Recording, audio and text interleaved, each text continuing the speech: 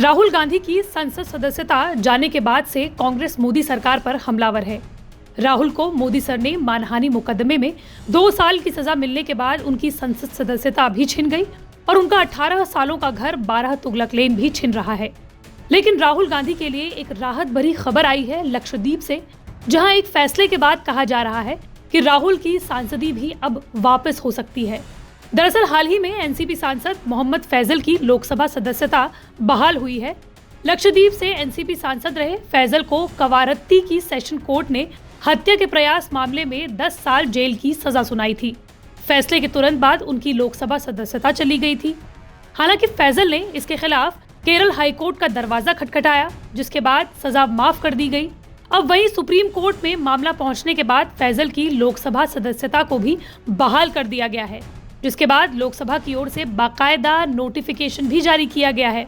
23 मार्च को मोदी सरनेम टिप्पणी को लेकर दाखिल मानहानि के मुकदमे में गुजरात की सूरत कोर्ट ने कांग्रेस नेता राहुल गांधी को 2 साल की सजा सुनाई थी, जिसके बाद लोकसभा सचिवालय की ओर से राहुल गांधी को नोटिफिकेशन जारी कर लोकसभा की सदस्यता से अयोग्य घोषित कर दिया गया था। वैसे तो कांग्रेस पूरे देश में इस फैसले के खिलाफ सत्याग्रह चला रही है, लेकिन दूसरी ओर कांग्रेस अदालत के इस फैसले को चैलेंज करने की भी तैयारी कर रही है, क्योंकि अगर राहुल की 2 साल की सजा बरकरार हुई तो वो 8 साल तक चुनाव नहीं लड़ पाएंगे। यानी 52 साल के राहुल 60 साल की उम्र में अगला चुनाव लड़ पाएंगे।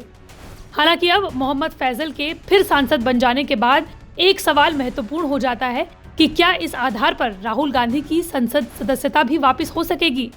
मोहम्मद फैजल को उनकी सदस्यता वापस कैसे मिली, इस प्रक्रिया को समझना आपके लिए बेहद जरूरी है। 11 जनवरी 2023 को करवत्ती सेशन कोर्ट ने सांसद फैजल को हत्या के प्रयास मामले में दोषी माना और उन्हें 10 साल की सजा सुनाई। ठीक एक दिन बाद 12 जनवरी 2023 को मोहम्मद फैजल ने सेशन कोर्ट के फैसले के खिलाफ केरल हाई कोर्ट में अपील की। हालांकि 13 जनवरी 2023 को लोकसभा सचिवालय ने नोटिफिकेशन जारी कर उनकी सदस्यता रद्द कर दी। 5 दिन बाद 18 जनवरी 2023 को चुनाव आयोग ने लक्षद्वीप में उपचुनाव की घोषणा की, लेकिन फैजल ने आयोग के प्रेस नोट को सुप्रीम कोर्ट में चुनौती दे दी। 25 जनवरी 2023 को एक तरफ जहां केरल हाईकोर्ट ने फैजल को दोषमुक्त कर दिया, तो 27 जनवरी 2023 को चुनाव आयोग ने सुप्रीम कोर्ट में कहा हाईकोर्ट के आदेश के आधार पर कानून के तहत फैसला लेगा। इसके बाद लगातार मोहम्मद फैजल ने कई ज्ञापन दिए, लेकिन उनकी लोकसभा सदस्यता जाने के 13 जनवरी के नोटिफिकेशन को वापस नहीं लिया गया। इसके बाद इस मामले में अभिषेक मनु सिंघवी की दलील के आधार पर मुख्य न्यायाधीश DY चंद्रचूड़, न्यायमूर्ति PS नरसिम्हा और जस्टिस JB पारदीवाला की पीठ इस मामले की सुनवाई के लिए राजी हो गई। 28 मार्च को इस मामले की सुनवाई हुई और इसके ठीक एक दिन बाद यानी आज सांसद की सदस्यता बहाल हो गई। दूसरी ओर राहुल के मानहानि पर सजा मिलने के बाद भी कांग्रेस के दिग्गज नेता और वकील अभिषेक मनु सिंघवी, सलमान खुर्शीद और P चिदम्बरम जैसे नेताओं ने कोई कदम नहीं उठाया है।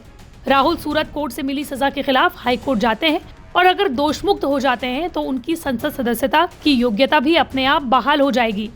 हालांकि ये समझ से परे है कि क्यों कांग्रेस कोर्ट का दरवाजा अभी तक नहीं खटखटा रही है।